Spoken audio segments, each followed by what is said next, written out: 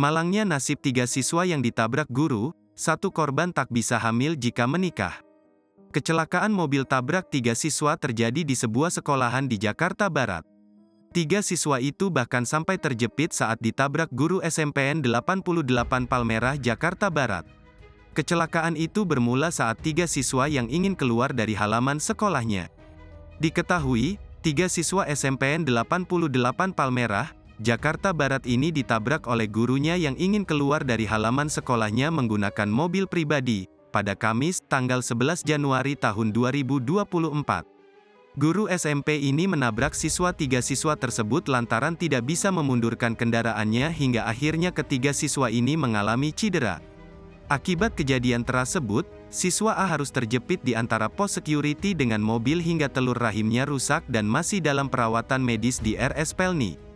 Terburuknya, siswa A ini ketika sudah menikah nanti tidak bisa mendapatkan keturunan atau tak bisa hamil.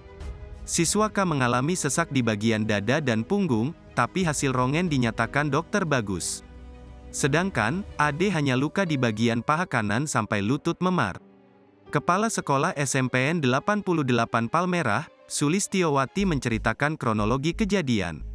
Saat itu kondisi di Palmerah sedang hujan lebat sekira pukul 14 waktu Indonesia Barat dan para siswa tidak diperbolehkan pulang. 3 siswa berinisial A, K dan AD sedang berada di depan pos security SMPN 88 Palmerah. Sekira pukul 15 waktu Indonesia Barat, guru berinisial B ini hendak pulang menggunakan mobil Suzuki R3 Silver. Detik-detik sebelum kejadian Kepala Sekolah SMPN 88 Palmerah, Sulistiowati juga melihat dari CCTV yang ada di ruangannya mobil yang dikendarai guru B maju mundur. Sehingga, beberapa detik kemudian terjadi peristiwa siswa ditabrak oleh gurunya. Biasanya, guru B itu meminta bantuan ke rekannya yang lain untuk memundurkan kendaraannya. Tapi karena saat itu guru S yang biasa membantu tengah mengantar siswanya lomba di luar sekolah.